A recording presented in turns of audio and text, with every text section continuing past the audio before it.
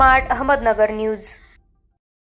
सर्वसामान्यांच्या आरोग्याची काळजी घेण्यासाठी अहोरात्र झटणाऱ्या खासदार निलेश लंके यांना आरोग्य सेवा अधिक सुलभ करण्यासाठी खासदार शरद पवार यांनी 1 कोटी रुपये खर्चून तयार करण्यात आलेल्या फिरत्या दवाखान्याची भेट दिली आहे। या फिरत्या दवाखान्यामध्ये विविध आजारांवर उपचार करण्यात येणार आहेत।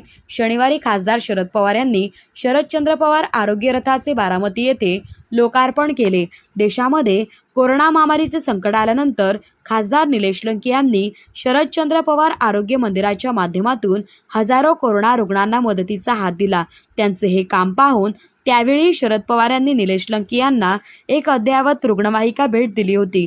खासदार लंके यांनी कोरोना काळात केलेले काम जगभरात गाजले। कोरोना संकटानंतरही खासदार लंके यांचे आरोग्याच्या बाबतीत काम सुरूच असून मुख्यमंत्री सहायता निधीमधूनही त्यांनी हजारो रुग्णांना मदत मिळवून दिलेली आहे। पंतप्रधान सहायता निधीच्या माध्यमातूनही खासदार लंके यांनी रुग्णांना मदत मिळवून देण्यास सुरुवात केली आहे।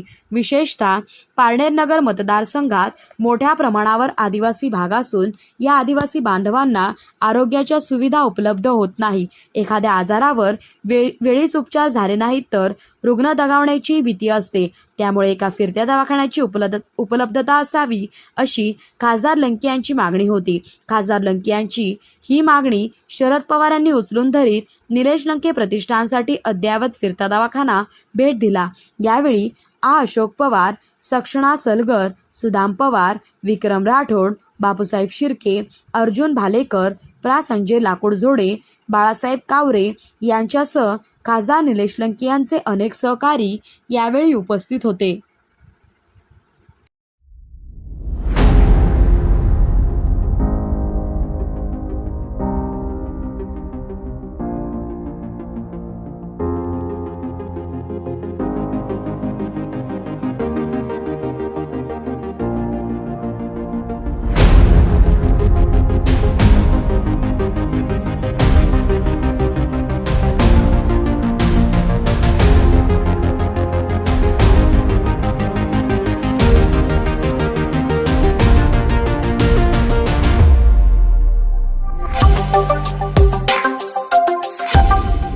Smart Ahmednagar news.